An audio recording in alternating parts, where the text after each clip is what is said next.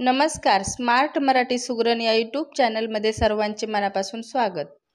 आज आपण चटपटीत अशी मसाला कैरी बनवणार आहोत. त्याच्यासाठी पहा, इथे मी 1.5 किलो अशा कैऱ्या घेतलेल्या आहेत आणि ह्या जास्त मी मोठ्या आकाराच्या तोडून आणलेल्या नाहीत, तर छोट्या छोट्याच आणलेल्या आहेत. तर आता आपण ह्या कापून घेऊया. आणि ह्या कडक बी आलेल्या कैऱ्या नाहीत, तर ह्या मध्यम अशा कैऱ्या आहेत. तर याचं बी सहित असं कापून येत आहे, तर बी आपल्याला असं काढून टाकायचं. आणि मी ह्याची साल काढणार नाही, कारण आपल्याला तिखट, आंबट, खारट आणि तुरट अशी सगळी प्रकारची चव हवी आहे. म्हणून आता मी अशा सालीसहितच त्या अशा पातळ पातळ कापणार आहे. अशा प्रकारे बारीक बारीक अशा कापून घ्यायच्या. आणि तुम्हाला जर मसाला कैरी बनवायला साल आवडत नसेल आंब्याची, कैरीची, तर साल काढून घ्यायची, पण सालीसहितच कैरी अशी छान लागते. तर आता मी अशा सगळ्या कैऱ्या अशा बारीक बारीक फोडी करून कापून घेते.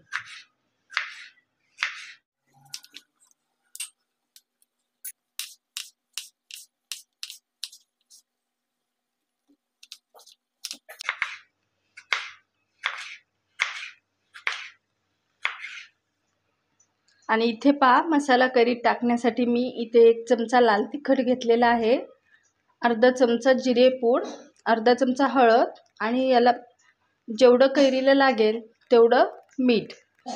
आणि इथे मी 3 चमचे अशी पिठी साखर घेतलेली आहे. हे पहा, ह्या चमच्याच्या मापाने मी 3 चमचे साखर मिक्सरमध्ये फिरवून घेतली. तर आता आपण हे मसाले याच्यात मिक्स करूया.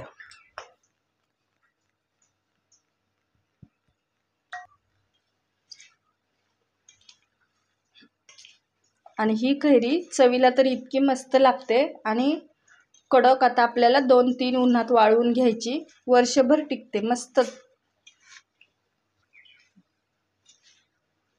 याला तिखट मीठ चांगलं लागलेलं आहे. तर आपण आता ही पिठी साखर याच्यात मिक्स करूया. पिठी साखर तुमच्या आवडीवर घालायची, कमी किंवा जास्त, किंवा आवडतच नसेल तर नाही घातली तरी चालतं. पण कैरी आंबट असल्यामुळं पिठी साखर घालायची थोडीशी आणि मीठ. आता त्याला पाणी सुटतं, तर आपल्याला आता हे उन्हात वाळवायचं, त्यामुळे त्याचं पाणी सुकून जातं.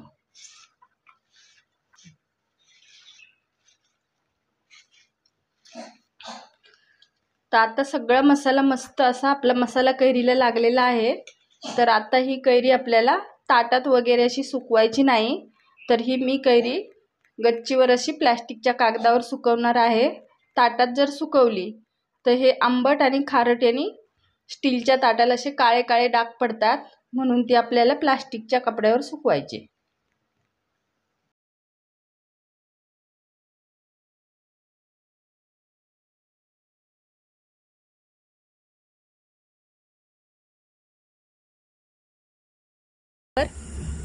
तर ही आपल्याला अशा प्रकारे उन्हात सुकवून घ्यायची. 2 ते 3 उन्हात आपण याला सुकवून घेणार आहोत. आणि ताटात पहा, कैरीत साखर घातल्यानंतर असं पाणी सुटतं. पाणी सुटलं तर घाबरायची गरज नाही. ते पाणी चमचेच्या साहाय्यानं असं खालीच ठेवायचं आणि वरची कैरी आपण हाताने घेऊन सुकत घालायची, कारण पाण्यासहित आपल्याला ती सुकत नाही घालायची. तर आता मी ह्या कैऱ्या 2 ते 3 दिवस सुकून घेते.